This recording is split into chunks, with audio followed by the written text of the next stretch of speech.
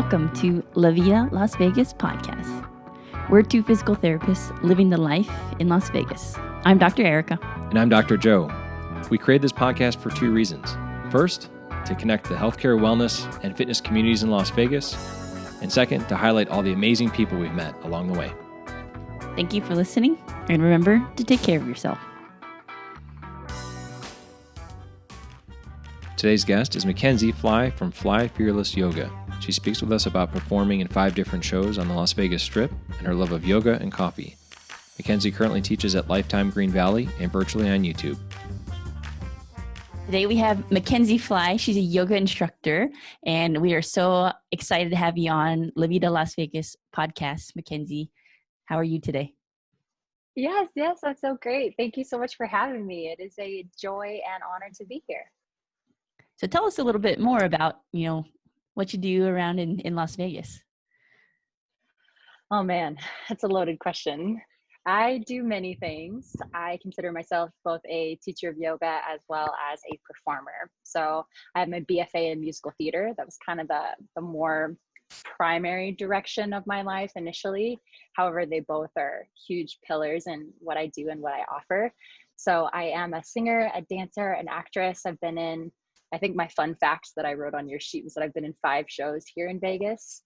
So a performer by day, well, really, I guess mainly by night, and then a yoga teacher by day. I teach at Lifetime Green Valley here in Henderson, as well as virtually online. Cool. Don't you do a little bit more as well, like with one-on-one clients too? Yes. So I also have a website in which I launched not too long ago. So beginning to kind of expand my reach personally and individually, whether people want to work online or in private. I do have private clients that I see. Excellent. What would one expect from a one-on-one time with you, or like what do people hope to gain when they work with you? It's really kind of up to them. Privates are an amazing space in which it can really be tailored and customized to kind of what the person needs. So whereas when you go to a group class, it's a little more vague and generalized. Privates, I'm sure, is the same in your business. You get to really just look at that one body and what that one body needs, wants, and craves. So I love privates for that reason. It definitely takes a lot more work on both ends of the facilitator, teacher, the trainer, but also the person, because you can't cheat in any way when it's just you. You know what I mean? Like when you're in a class, you can be like, I'm going to take a knee. They're looking at 40 other people. But if it's just you one-on-one, I find that people, they really go for it more in privates. They end up working a lot harder. There's not as much room for rest, and there's no way to hide. So that sounds scary. but what I mean is that the private experience, like, it is customizable and totally dependent on the person. But for those people that really want to ask the questions or dive deep into something or get down to the nitty gritty about either certain postures or certain other physical, metaphysical, emotional, whatever aspects of yoga they're there to talk about. The point is that in a private, you can get really deep if that's what you want. So in short, that would be maybe an idea of what a private would be like. So as far as being in Vegas, what got you your start here? So it's kind of a weird story. I guess my now husband and I, we were just dating at that time. We were both working on Norwegian cruise lines. We were both singers on board in their production cast. So our contract was kind of coming to a close, and we both didn't have work aligned after that. But one of our cast members was from Vegas, and she was in a show called Jubilee.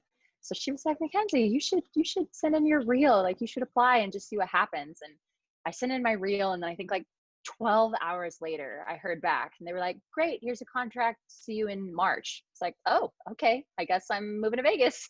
So it all happened very, very quickly and without a lot of thought, which is bizarre because Vegas is so much my life now. So if I hadn't have sent in that one reel, it's interesting to think where I'd be. But then Colin, my now husband, I was like, listen, I'm going to Vegas. I would like you to come with me. And we'd only been dating for like, I don't know, maybe 2 months at this time. He was like, okay. So he ended up following me here, and he's done a ton of work out here as well. And we've continued to do some cruise ship things too. But isn't life funny? You're just like, if there wasn't that one instance, there wasn't that one moment, the entire trajectory, the entire path of my life would be so different. So I like that question. Thank you for asking, because it's also sweet to think about how I arrived here.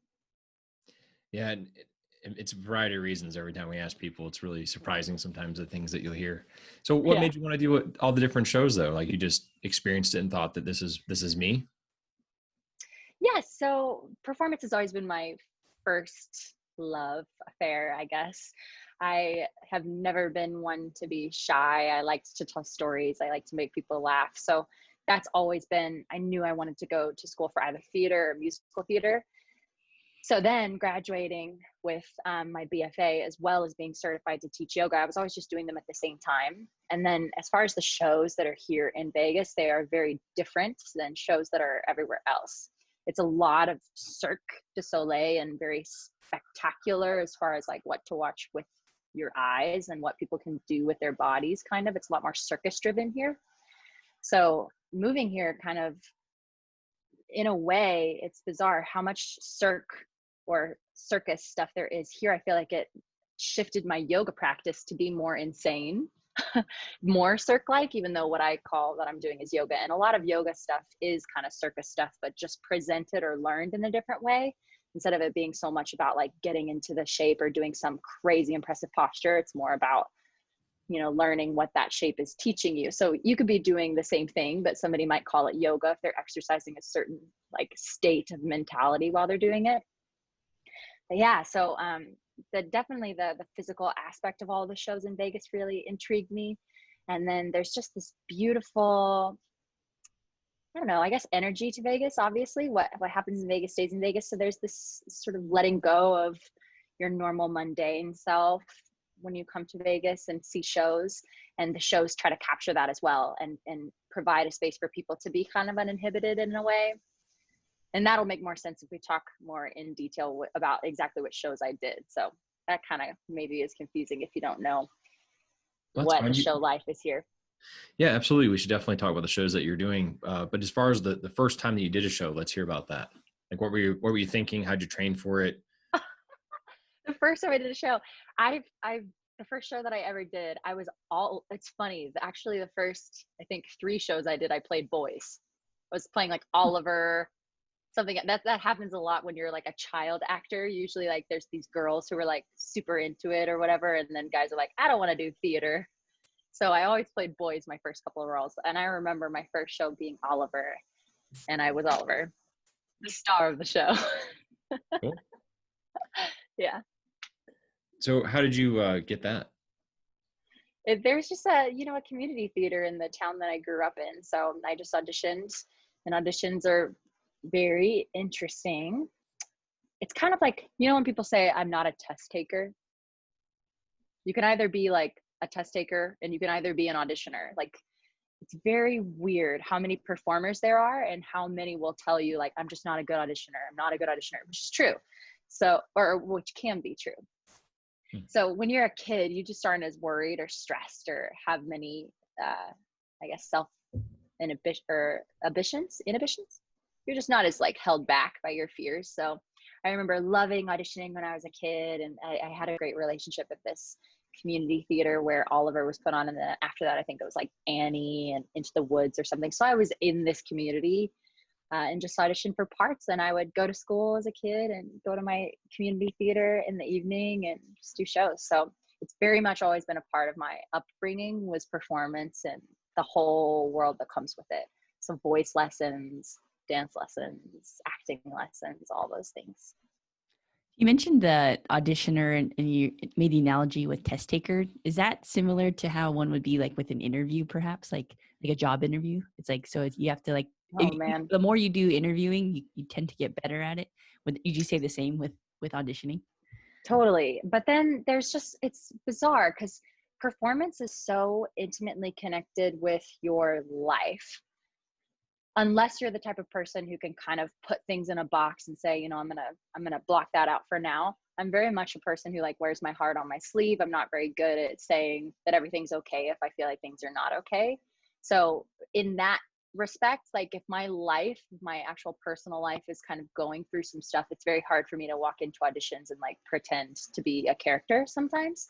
But other people really thrive on that. Like they love that sort of escape that performance can kind of give them. But as a yoga teacher, of course, I would say I try never to like escape my real feelings. Like I bring that with me and let it affect it, but in a very genuine way, or at least I aim to, I try to. It's great. Yeah. So tell us a little bit more about your yoga story and how you got into it. So I was training, I guess, to do my audition for musical theater at a school called Belmont University. It's in Nashville, Tennessee. It's where I ended up going.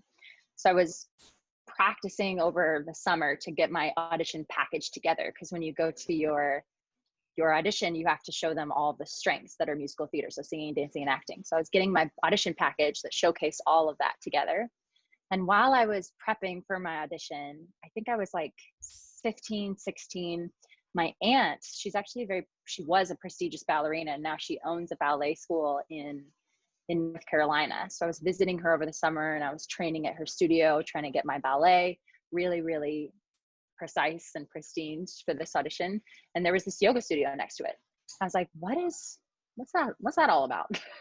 She's like, oh yeah, that's the yoga studio. You should maybe, it might help your flexibility. You should go after your training. And I was like, Aunt Nina, I'm in training from 8 a.m. to 4 p.m. When am I going to go? She's like, after that. So I did. I went from like 8 a.m. to basically like 7 p.m. doing dance all day and then followed by yoga. So my experience, I'm a very intense person too. Like if I like something, I really dive in all the way. So this studio is perfect for that. It was called the Bikram Yoga Studio, which there's a whole other side of Bikram now. If you're familiar with that, it's kind of a buzzword that's charged with a lot of allegations and drama. So I don't want to go into that, but the Bikram Yoga Studio, in essence, this practice is 26 postures that you practice in a very hot room, like 110 degrees or something ludicrous. And it's very militant. The way that it's presented is not a lot of room for comfort. So I was hooked. I was like, oh my gosh, this is amazing. I'm sweating in places I never thought possible, like my kneecaps, I think I'm getting such a good workout.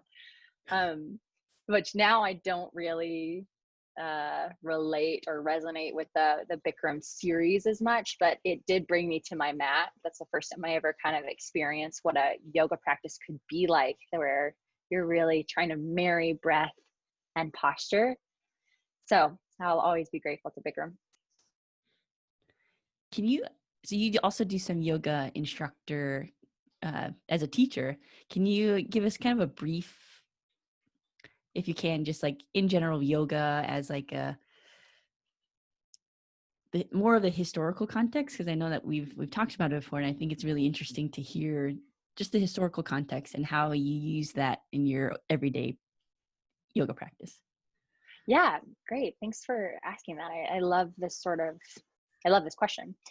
So the oldest written example we can kind of see of the word yoga is about 5,000 years old. And they're found in ancient sacred texts called, like, within the Vedas and the like Mahabharata, Patanjali's Yoga Sutras. So these are kind of, there's a blurred line between like, is yoga like religious, or do just religious people use yoga as sort of this system for optimum human functioning? So there's kind of this question where people are like, so is it religious or is it just this practice? And with that being said, you could kind of date yoga being back 5,000 years old. However, 5,000 years ago, what they considered yoga was just sitting in Padmasana, sitting in lotus and taking meditation. So yoga back then meant meditation. It's a practice that you do that trains your mind. A system in which you give your mind something to focus on, because when you bind your mind like that, your mind slows down, your mind calms down. When you give your mind a task to do, you kind of decide for something, which means you also decide against something. You kind of cut yourself off from having a million thoughts by trying to have only one thought. So that's what yoga, the essence of yoga actually is training your mind really to be less, to let go So when they were referencing yoga 5,000 years ago, that's what they meant. Then time passes and postures start to emerge outside of Padmasana, outside of lotus. And around 2,500 years ago, we get this book called Patanjali's Yoga Sutras, which essentially codifies, it takes everything that they knew before and kind of puts yoga into a system. So they say, if this is the idea of yoga, these are the steps to do it.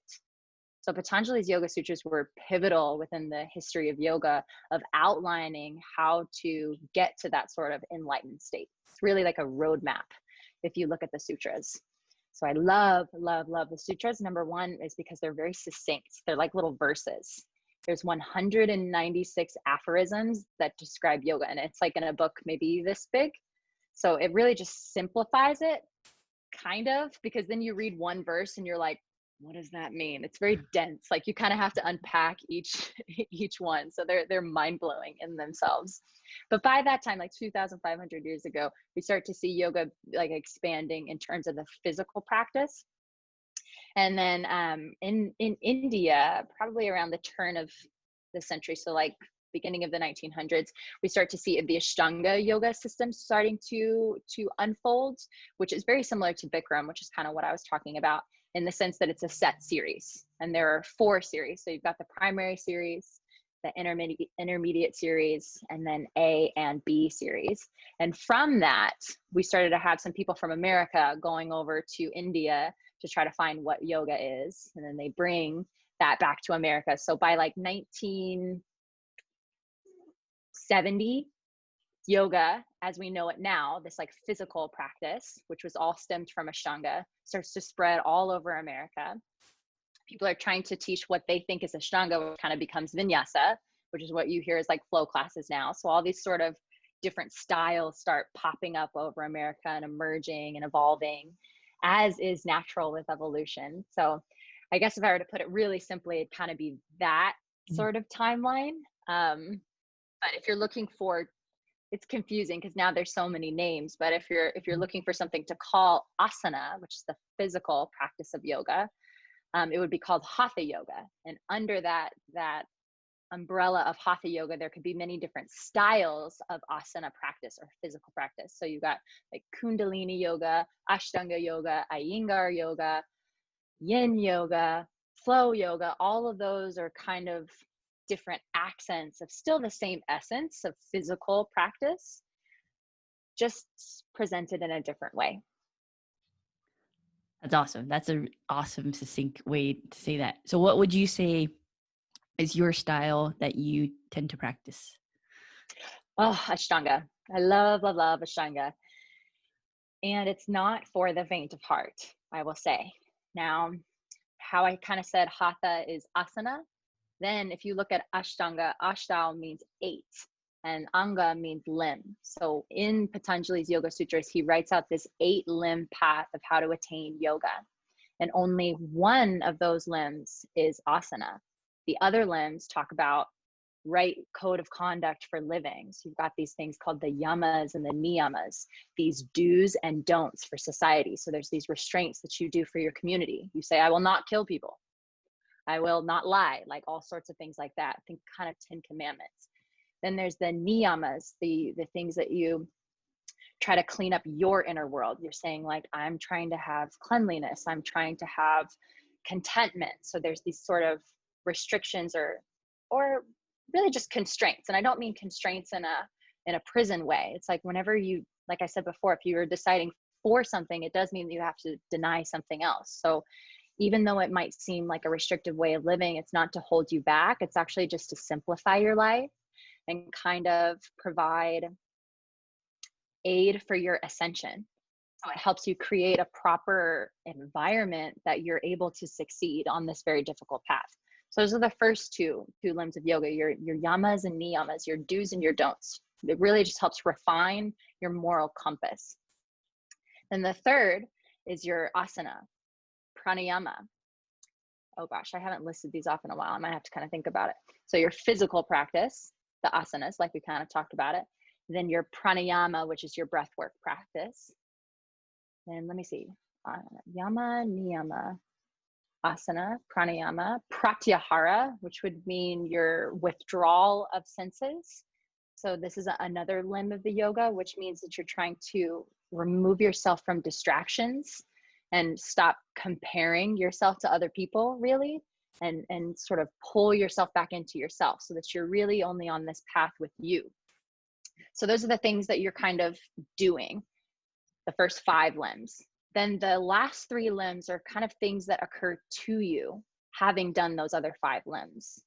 So then you start to get into dharana and dhyana, which dharana is concentration. You're starting to feel concentrated. Then dhyana is meditation. And then the 8th limb of yoga is called samadhi, which is enlightenment, which is nirvana. So once you're really diligent and you've developed this discipline to stay on this path, the more refined and subtle things start to occur to you. A heightened sense of concentration. You're super focused. Have you ever sat with somebody who's just not in a creepy way, but you can just tell that they've just got this like strength to them. Like they're not fidgeting. They're just very present. Like they're just focused. They're like a laser beam in their awareness. They're not like scattered like I am. I'm all over the place everywhere. And I've been practicing yoga for 15 years. But that concentration level reminds me of my friends that take Adderall. Yeah, exactly. So kind of like that, like it's accessing these parts of your brain. And that's the whole point of yoga, is that it brings you to the same conclusion, but without using some sort of external substance. It's really relying on you, like your body, your breath, and your mind. Those are the 3 tools that you have.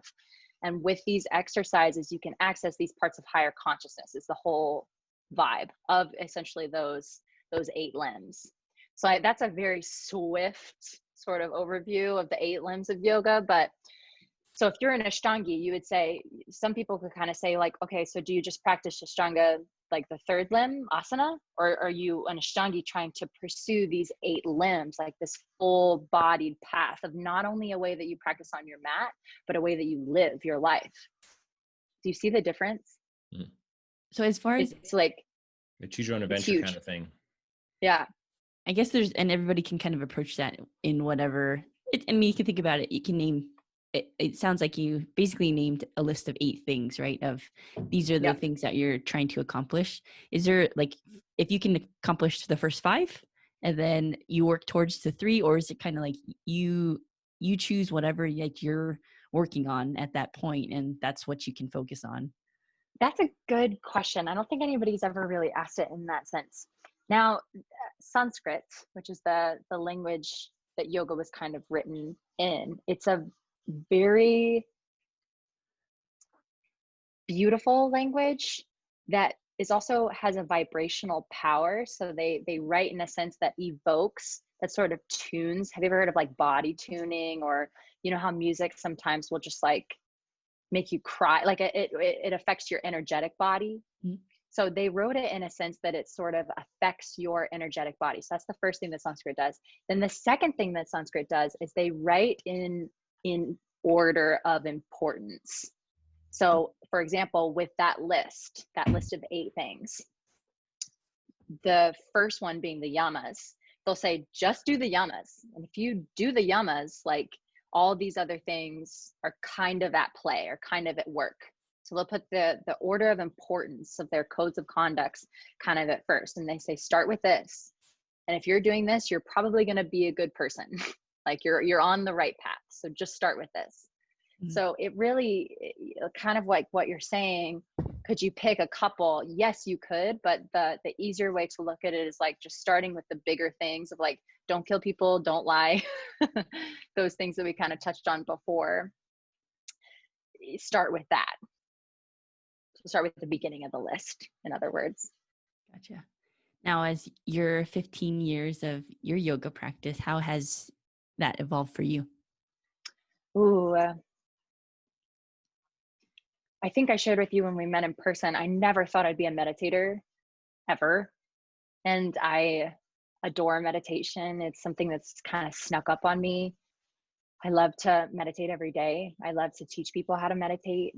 So that side of the practice has evolved in such an organic way that I didn't anticipate. That's been really lovely. My physical practice has gotten pretty crazy. I practice intense Ashtanga, and I practice for long periods. So I go for like 2-hour practices. And then when I sit for about an hour. So just long period, like the duration in which, usually when you go to a class, you just go to like an hour, and you kind of mix the yoga and the meditation. So mine's more like 3.5 hours, sometimes 4 hours of daily practice. So lots of more meditation. The duration in which I practice is longer.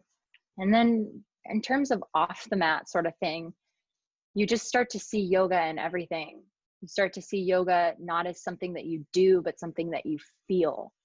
It becomes this experience of connection with yourself. And that helps you connect to others more. You feel like you're a better listener. You start to feel like you're more patient and that things don't bother you as much. You're more able to let go of things and stop being so victimized when your idea of how things should go doesn't happen. So all of those other aspects start to bloom and blossom around you. And it's kind of just like, are you awake to kind of see the changes? So that'd probably be the 3 biggest things that's evolved in my practice. That's awesome. So I want to talk a little bit about a beginner, like maybe a seasoned yogi, and then maybe someone who's, more advanced. And I guess what advice would you give to those individuals? I know it's hard because it's a very general question, but I'd say, no, it's what a good are your question. tips that you can give folks in all 3 categories? Yeah, I guess to beginners, I would say there's this very funny quote. I can't remember which famous yoga teacher said this, but they said, "Blessed are the stiff," because they have a faster opportunity to work with yoga, with that sort of acceptance, with letting go. Because the sooner you meet tension, the yoga begins. So yoga doesn't really start until you're uncomfortable, because it's easy to move through things if you're not really feeling much. But when you start to get really triggered, when the postures are doing their job of poking you, and not only physically poking you, but like emotionally, you're like, I'm about to explode. Like I feel, you start to feel something. That's when the yoga really starts. When it stops being easy is when yoga begins. So blessed are the stiff. So I would just encourage them, like, you were born to feel all this. And which would you take? Discomfort all day long, or just a daily dose of discomfort? Like even though it's concentrated, like you'll feel uncomfortable in this moment, but then you'll feel vastly different for the rest of your day. Or do you want to have 24 hours of just ache? So that's why I say at the beginning, to somebody who's been on the path for a while, for somebody who's been trying, I'd say practice and all is coming. Just keep practicing, keep coming back. There will be vicissitudes, ups and downs, and just stay on the path. I mean, that's probably the harder part to be in, is that person who's been there for a while. And then maybe to the more advanced practitioners, I'd remind them that it's not all about the physical. We're not here to collect asanas. We're not here to collect postures. We're to refine our qualities.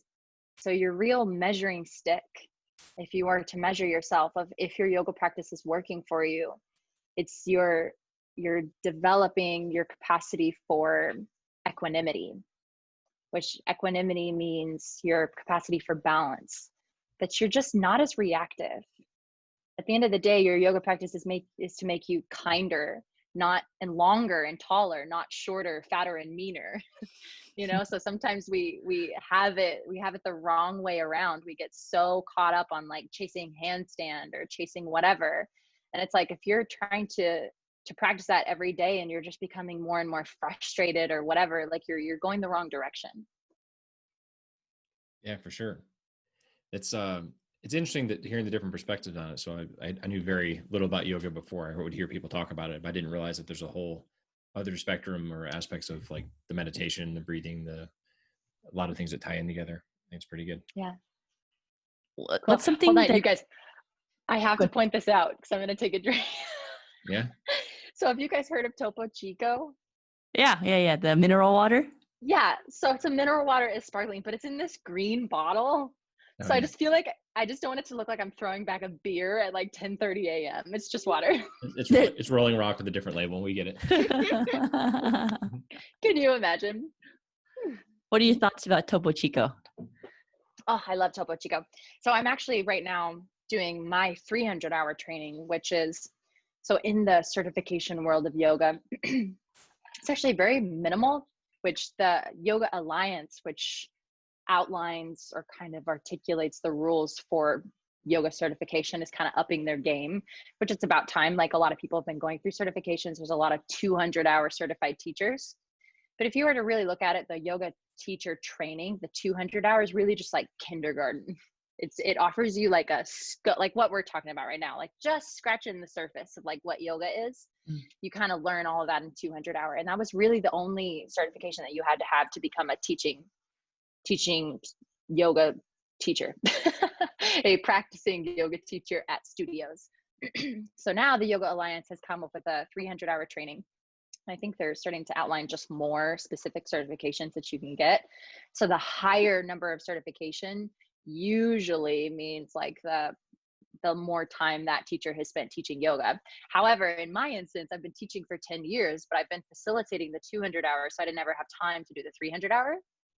Does that make sense? Mm-hmm. So now in light of pandemic, I'm doing my 300 hours so that I will be called a 500-hour yoga teacher, which is a high certification at this point in our evolution of yoga teachers here in America.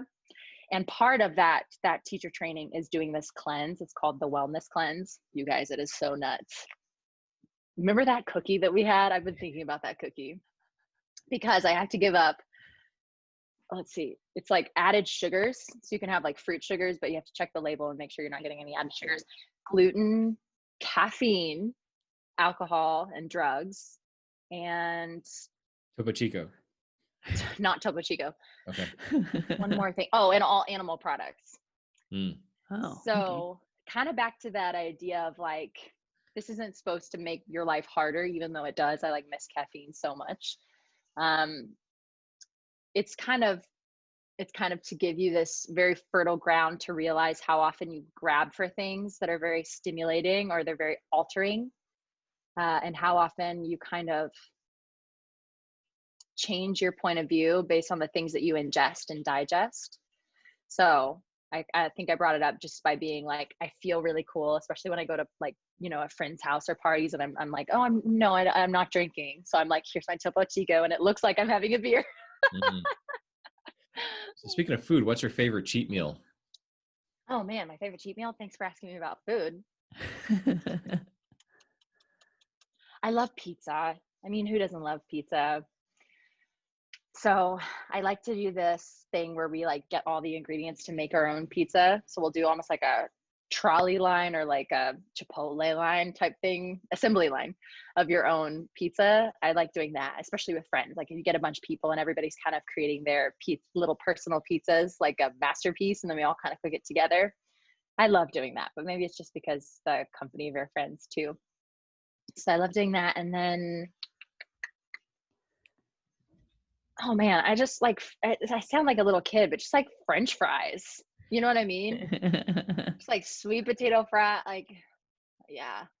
I try not to eat a lot of like fried food or things like that. So those would probably be it. I guess pizza and French fries of my 12. We had French fries last night, so it's okay. Oh my gosh, tell me about them. Yeah, it was In-N-Out burger. It's pretty good. No way, was it so good? Oh yeah, yeah. You have to say so good if it's. We'll live vicariously for you, right? Mm-hmm. Yeah, thank you. So I'm on this cleanse until December 18th. Around the corner. Is it though? You'll think of me every night, like crossing off another day, just like.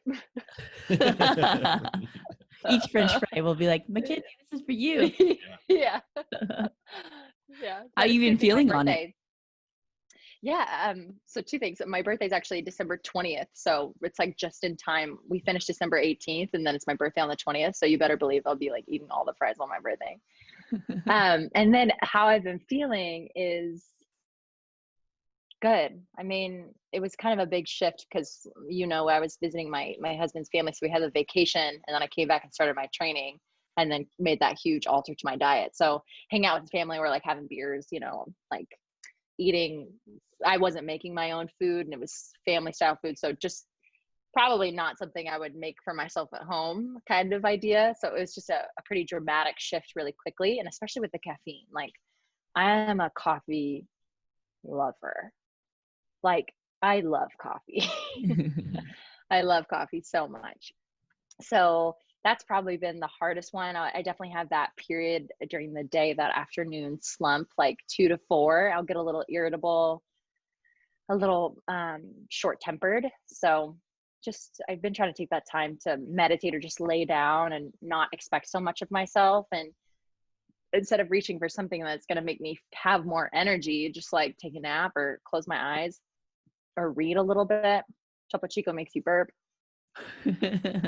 Yeah. So yeah, I just been trying to listen. Like if you ever have a craving, you're like, okay, I'm craving this. So what am I actually craving? Like maybe it's a little bit, you know what? Usually it's water. I feel like I've been drinking a ton more water, obviously, and water really heals the body in so many ways. So good. I definitely feel a little more clear-headed, and I don't feel as reliant on these crutches to kind of get me through. And rising and going to bed is easier. Like waking up in the morning is definitely easier. And then I want to go to bed naturally very early, like around 9:30, 10 o'clock. I'm like, all right, let's go to bed. Which is different because I, as a performer, used to never go to bed till like 12:31. So I'm becoming quite the granny. We love it. We love early bedtimes. Oh yeah. So what's something you've learned that you wish you knew sooner?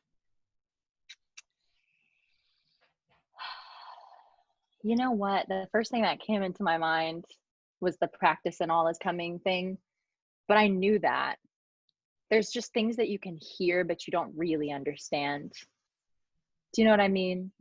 Like there are those things that there's such a period, I think, especially for this time of people's lives, like 25 to 35, like when you're really trying to figure out what it is that you're meant to do for the world, like what is your dharma, what they would call in yoga, like what is your purpose?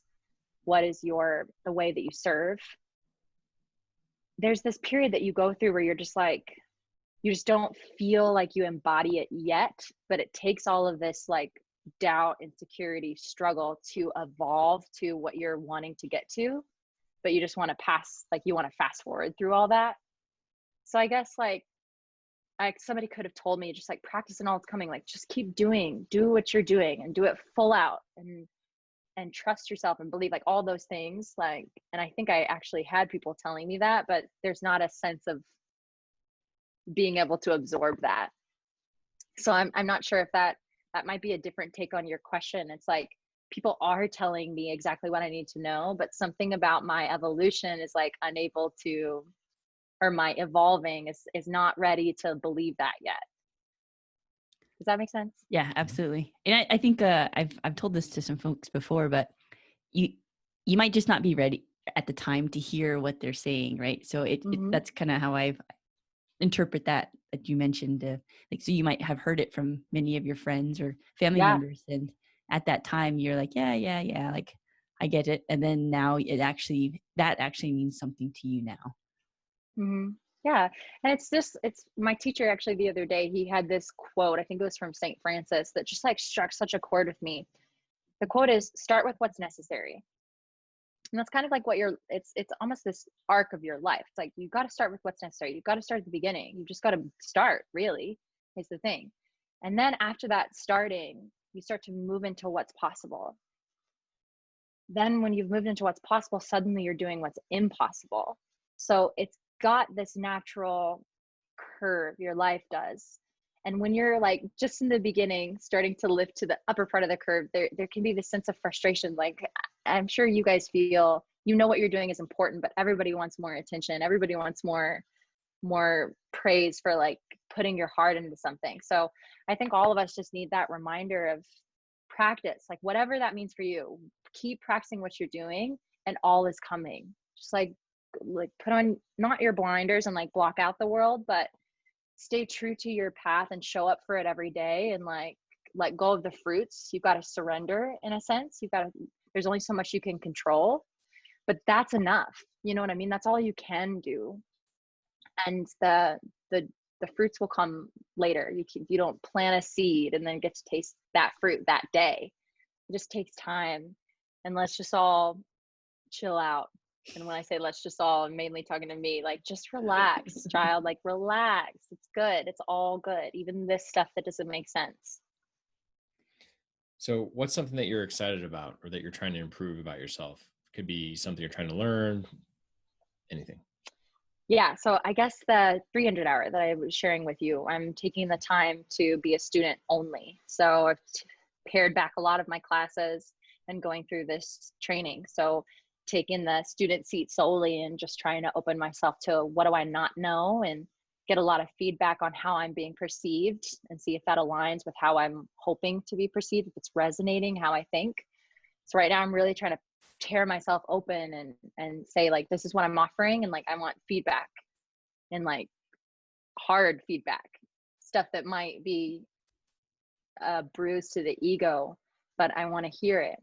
So that process is very vulnerable. It's tearing me down, but in a good way. It's making me bigger. That's sort of that growing pain.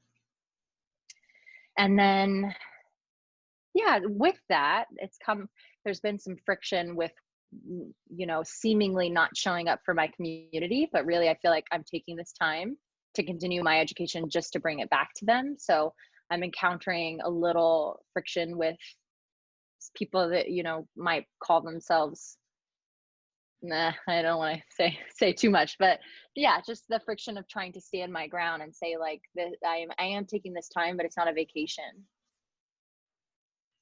Got it. Now, what is the yoga? Is it like a virtual like yoga? Like you have like somebody, I guess. Yes. Like how does that work with the training? I was actually very nervous, not nervous, but I just didn't know how it would go because yoga is such an intimate thing, and it's meant to be done with like a guru, somebody in person that can really guide you to a deeper expression, whether that's in your body or in your mind. But it's really translating well on Zoom. So I'm spending a lot of time on Zoom actually like this. And with the AirPods, this will be my one review. With AirPods, it feels like your teacher's like in your head, because you're like on your mat, you're over there and you're like doing your thing. And it just feels like it's like Jiminy Cricket in your ear, like forward folds. Like, it's so great. So there's this really cool side that I didn't anticipate of, like, it doesn't lose any intimacy. In fact, it feels like it's very personal, like they're talking just to me, because I put on my AirPods and then I go on my mat. So I did not anticipate that at all, but it's really working on Zoom. And then two, with Zoom, we've got 30 people in this training. So Zoom, you know how it'll do speaker view. So if somebody's talking, it'll show them their face. So I found that there's not a lot of like over talking over one another. Like when somebody has the floor, they really have the floor and it's just all eyes on them. So that's another like asset that I found or didn't anticipate appreciating about Zoom that I do. It's very much like creates a space where it's clear who's talking. And are those 30 individuals all over the country, all over the world? Over. Yeah, we've got a few all over the world, actually. I think we have one girl in like London, another in like Venezuela, so Australia. So just kind of sprinkled here and there.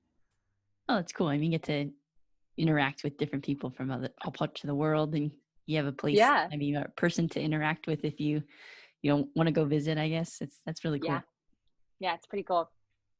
So what's something that you see commonly in your practice that you wish more people knew about?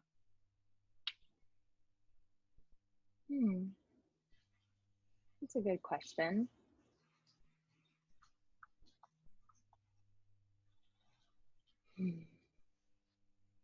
Let me think. It's maybe not as much like in my practice in general. I wish just more people knew about what yoga really was. That sort of like essence thing that we were talking about. There's just this misconception of what yoga is. And I sometimes find that yoga is trying to, if you're reading like some of the more older texts, that yoga is trying to give you the tools of like how to listen better, like how to speak your heart with truth, like standing your ground, but also not with the knife of anger. Like it'll give you all these tools to be a strong person that's not weak, but that's also not mean. So I like, there's that whole side, that there's this strength, this quiet, gentle strength that comes from people who practice yoga and people who meditate, who can very clearly speak their mind without a lot of emotion too. They're able to kind of cut through the motion of your energy, emotion, and get right to the root of things, but in a gentle, kind way. So there's this imagery of like a sword. There's truthfulness being one side, but then there's also non-harming on the other, so that they protect one another from those two energies not being too sharp, so that you're not a cop-out, not speaking your truth, but you're also not mean, using the truth to hurt someone else. So these yogic practices, like when married, they work synergistically.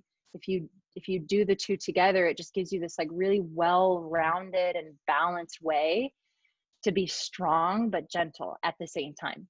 So I guess there's that I wish people spent more time to study and read about. And that's something that I really admire in yogis that are living the path that I'm watching and seeing their example, is that there's no need, like, you're emotional. It's understandable, but it's unnecessary. Let's talk about what the real thing is that's bothering you. And yoga empowers you to do that. That's awesome. So MaKenzie, how can people find you or connect with you? Many ways. If you're on the Instagrams and Facebook and YouTube, I'm under MaKenzie Fly on all those platforms. So MaKenzie. And then my last name is Fly, Fly. And then I also just launched my website, which I was speaking about in the beginning. That is www.flyfearlessyoga.com. So essentially the mission was, I took my last name, Fly, Fly, and made it my mission. So fearless yoga. So I want to help people understand what we were talking about, the essence of it, and not be so intimidated by yoga, thinking that it's all about the poses. I love it. And what would you want to leave listeners with? Fear less and love more. That's it. That's like my whole motto. It's just, we need to get out of our own way, but it's going to take some work too. And that's all we can control is ourselves. And if we want to have a different perspective, the quickest thing that you can change is your own mind. So we got to fear less and love more. I love it. Yep. Well, thank you, MaKenzie. We loved having you on. We learned a lot about yoga and just in general, to incorporate into, part of your lifestyle. And I think that's just something that I don't think a lot of people know about. So we appreciate your insight into it. And thank you for taking the time to chat with us. Thanks. Absolutely. Thank you for having me.